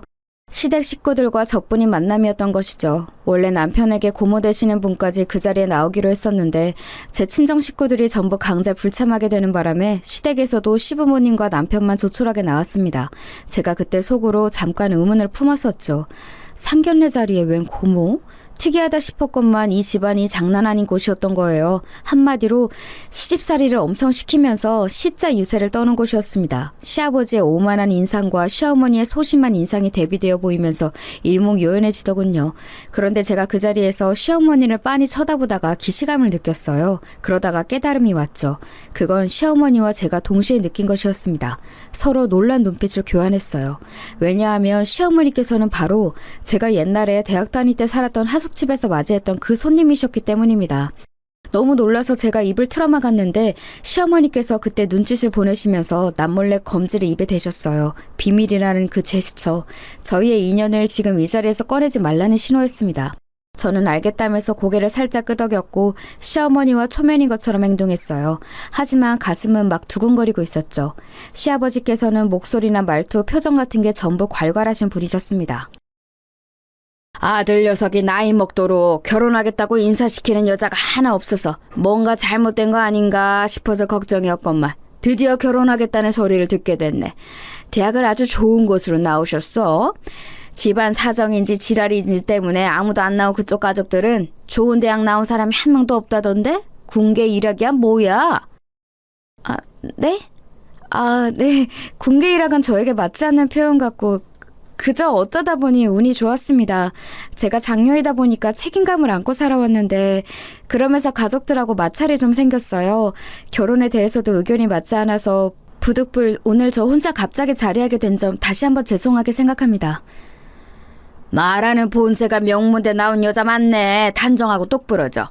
그런데 나는 개인적으로 여자가 그렇게 똑똑하고 잘난 건 별로 안 좋다고 봐. 안 좋다고요? 실례지만 왜 그렇게 보시는지 여쭈어볼 수 있을까요? 이유야 한도 끝도 없지. 여자란 자고로 집안일 잘하고 자식 건강하게 낳아 키우고 늘 지아비를 공경하고 지아비의 가족 역시도 공경하고 겸손하고 나대는 법 없이 함부로 말대꾸하지 않고 그런 게 최고야. 그게 바로 모든 남자들이 원하는 최고의 신부감이지. 그런데 그런 여자가 시대가 바뀌면서 점점 줄어들고 있기 때문에 복날에 개 패듯이 한 번씩 손을 봐주면서 길들여야 돼. 요즘은 이런 수고로움이 필요해졌어. 세상에나 당초에 제가 무슨 소리를 들은 건가 싶어서 잠시 머리가 지끈거렸습니다. 그때 남편이 테이블 아래로 몰래 제 손을 잡아왔고 슬쩍 눈이 마주치자 저에게 입모양으로 무시해라고 말을 해왔어요. 그러자 저도 모르게 피식 웃음이 날 뻔했네요. 남편이 말하기를 회사 일 때문에 일본에 가 있는 자기 형은 친탁을 했고 자기는 외탁을 했다고 했는데 과연 그게 맞는 것 같았습니다. 시어머니를 뵈니까 확실히 남편하고 느낌이 비슷하더라고요. 시아버지란 분이 못이 충격적이긴 했으나 남편이 변함없이 좋았고 무엇보다 시어머니를 이런 식으로 다시 재회한 것이 신기하고 놀라워서 이건 필시 인연이라는 생각이 들어서 시간 끌지 않고 바로 결혼을 해버렸어요. 친정 식구들은 제 결혼을 앞두고 난리였죠. 결혼식에 설마 안 부를 거냐면서 거품을 물고 발작을 해댔습니다. 저한테 또 무정하고 냉정하다고 그러더군요. 지긋지긋했어요. 예전 같았으면 또 마음이 흔들렸을 텐데 이제는 남편이 있었기에 저의 새로운 가정을 꾸리고 싶다는 소망으로 제 친정 식구들을 외면할 수 있었습니다. 그런데 결혼식을 목전에 두고 친정 식구들이 제가 아직 정리 전이었던 자취방으로 총출동을 한 거예요. 당황한 저는 당장 돌아가달라는 말만 반복했죠. 그러나 친정 식구들은 완강했습니다. 멋대로 이렇게 결혼할 거라면 식장에 찾아가서 깽판을 치겠다고 하더군요. 와, 그 말을 듣는데 진짜로 눈물이 핑 돌더라고요. 왜 이렇게 이 사람들은 나에게만 잔인할까 이런 생각이 들었네요. 그리고 저는 이미 과거를 벗어난 저였습니다.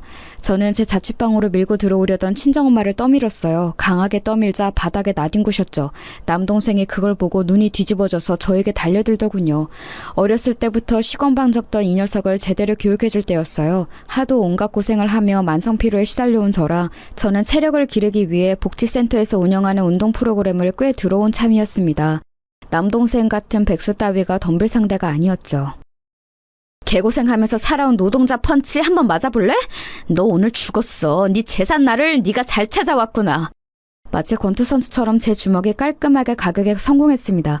코를 얻어맞은 남동생이 고통스러워하는 사이 저는 그 다음에 공격 또 그 다음에 공격을 가했지요. 남동생이 항복 선언도 하지 못한 채 친정엄마 옆에 쓰러져 나뒹굴었고 여동생이 경하게 비명을 질렀습니다. 그러자 저는 시끄러우니까 조용히 하라면서 여동생의 싸대기를 세게 갈겼어요. 그러니까 정말 조용해지더라고요. 진작 이렇게 할 것을. 지난 허송세월이 안타까웠습니다. 친정아버지는 거의 심장마비라도 오실 듯이 깜짝 놀라서 얼어붙어 계셨습니다만 여동생까지 당하는 것을 보시고는 안 되겠다 싶으셨나 봐요. 저를 단단히 혼내주실 기세로 옷소매를 걷어붙이셨죠. 그것에는 저도 약간 주춤하고 말았는데 바로 그때였습니다. 부끄러운 줄 아신다면 거기까지 하세요. 이렇게 처음 뵙게 되어서 자리가 영 아닌 것 같지만 인사드립니다. 저는 우리 며느리 아기의 시어머니 되는 사람입니다. 그렇다면 사부인 되시는군요. 안녕하세요. 저는 부족하디 부족한 딸의 애비 되는 사람입니다. 사부인께서 저희 딸 자취방에 오신 걸 보면 사이가 가까운 것 같은데 사부인께서 정확히 아셨으면 하는 게 있습니다. 저희 딸 지금 불효를 넘어선 폐륜을 저지르고 있는 중입니다. 바로 잡아야 하는데 사부인께서도 도와주시면 좋을 것 같네요. 친정아버지가 다급하게 말씀하셨고 저는 망연자실했어요. 이런 상황에서 시어머니께서 당연히 어른들 간에 통하는 대화를 하실 것 같았고 저는 왠지 사과를 하는 결말일 것 같았거든요. 그런데 친정아버지의 말씀이 끝난 후 한참이 지나도 시어머니께서는 예의 그 차분한 표정을 유지하시면서 가만히 계셨습니다. 아무 반응도 없이 말이에요. 저는 분위기를 살피던 중이었고 친정아버지가 답답하신지 먼저 다시 입을 떼셨어요. 저희 부족한 딸의 진면목을 아시고 많이 놀라신 것 같은데 우선은 결혼식부터 해결을 해야 합니다. 아시는지 모르겠으나 저희 딸이 자기 가족을 아무도 결혼식에 부르지 않겠다고 하는 중이에요. 이게 말이나 됩니까? 말이 안 될 것도 없죠. 이미 식장에는 신부에게 양친이 없다고 말을 해놨는데요.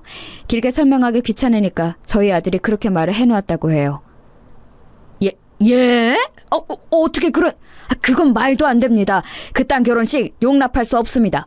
사부인께서도 생각을 달리 하시죠. 용납을 하면 어쩌고 안 하면 어쩔 건가요? 결혼식장에 오셔서 부모 노릇을 제대로 못한 탓에 딸에게 외면당했다고 그렇게 떠들기라도 하실 참인가요? 저도 솔직히 잘난 사람 아닙니다. 아니, 못난 구석만 가득합니다. 하지만 저희 며느리 아기를 지난 세월 너무 힘들게 몰아붙이기만 하신 이 잘난 가족들에게 한마디 할 정도의 자격은 된다고 생각합니다. 그러니 꼴값 떨지 마시고 집구석에 돌아가서 반성이라 하며 사세요. 며느리 아기, 이제 저희 식구입니다. 그때 정말 가슴이 터질 것만 같았어요. 시어머니께서는 남몰래 손을 살짝 떨고 계셨고 긴장된 얼굴이셨지만 말씀을 차분하게 다 뱉으셨고 친정아버지에게 가하신 타격은 엄청났습니다. 말문이 막히신 친정아버지 그리고 나머지 식구들은 시어머니 앞에서 입술만 깨물면서 조용히 자리를 떴어요. 저 사는 곳을 따로 한번 보고 싶어서 찾아오셨다는 시어머니 너무 감사했습니다. 그 손을 잡고 제가 한참 울었는데 시어머니도 어느새 울고 계셨어요. 결혼 전에 많은 대화를 또 나눴었네요. 시아버지께서 어째서 똑똑한 여자 싫다느니 하시는지 알 것도 같았습니다. 시어머니께서 원체 타고나신 기질이 똑똑하고 올바르신 분이라 그랬을 거예요. 시아버지께서 자격지심을 부리셨던 거겠죠. 그런 남편을 만나서 강제로 기가 눌려 사신 시어머니께서는 자식들의 존재 때문에 참고 사셨다고 했습니다. 왜 그리 미련하셨냐고 차마 말씀을 못 드리겠더라고요. 왜냐하면 저부터가 답답하게 참고 살아온 사람이었으니 자격이 없었습니다. 결혼하고 나서 남편하고 소박하게 잘 살아갔어요. 시어머니께 잘해드리려고 생각만 했지 사는 곳이 별로 안 가까우니까 그게 실행이 쉽지는 않았네요. 그러던 어느 날 제가 연차를 낸 금요일에 혼자 시댁에 가보았어요.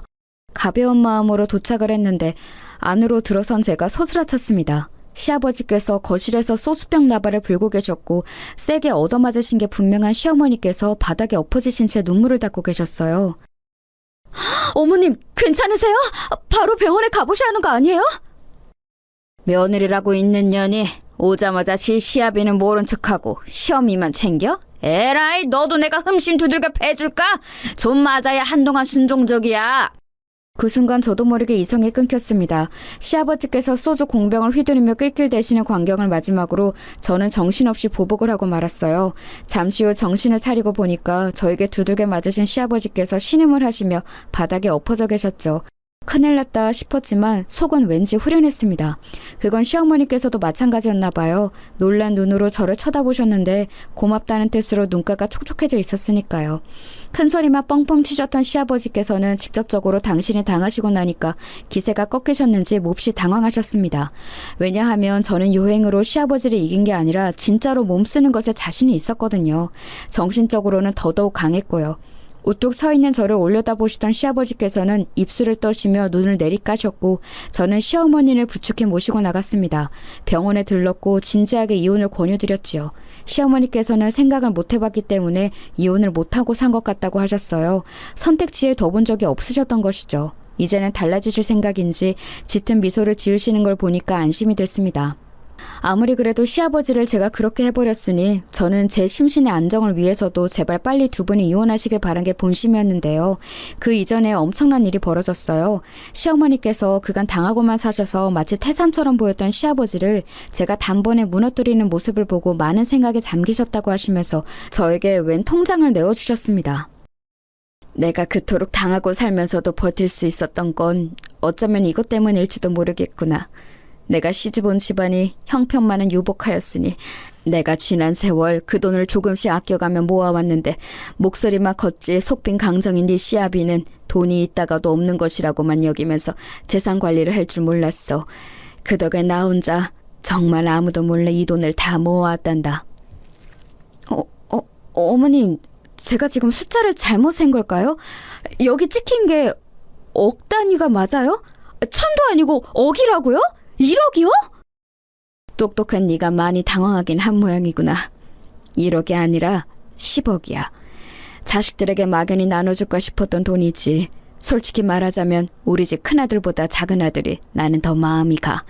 큰아들 놈은 자기 아빠를 너무 닮았거든. 그래서 작은 아들에게 더 주고 싶다는 생각을 하고 있었는데 네가 나타났으니 고민 덜었구나. 그거 전부 너 해라. 그 자리에서 기절하는 줄 알았습니다. 꿈을 꾸나 싶었어요. 하지만 꿈이 아니라 생시가 맞았어요. 제가 그 돈을 받지 않으려고 하자 시어머니께서는 제 남편을 위해서라도 받아달라고 하셨어요. 그리고 이혼하실 생각이기 때문에 그 돈으로 제가 이혼을 도와드리기를 원하셨습니다. 고민하던 저는 그 말씀을 따랐죠. 남편하고 다른 집으로 이사도 했고 시어머니께서 한 집에 사는 건 끝내 거절을 하셔서 바로 근처에 집을 얻어드렸습니다. 남부러울 것 없는 평화로운 일상이 이어졌고 그간의 마음고생하며 산 세월을 보상받는 것 같아서 너무나도 행복했어요. 제가 웃으면서 행복하게 잘 살자 친정 식구들은 어쩔 줄 몰라 했죠. 제 동생들 전부 결혼에 실패해서 이혼 딱지만 붙었고요. 남동생은 늙어 죽을 때까지 백수일 모양이고 여동생은 아빠 없는 아이를 키우며 삽니다. 그 덕에 친정엄마가 늘 곡소리를 내시는 듯 했어요. 친정아버지는 건강이 안 좋아지셨다고 들었고요. 그들이 혈연으로 봤을 때 제 가족은 맞는데 저는 제 곁에 있는 시어머니와 남편이 진짜 백이 제 가족이라고 느껴지네요. 어디 가서 털어놓을 수 없는 제 속에 담긴 이야기를 들어주신 모든 분들 고맙습니다.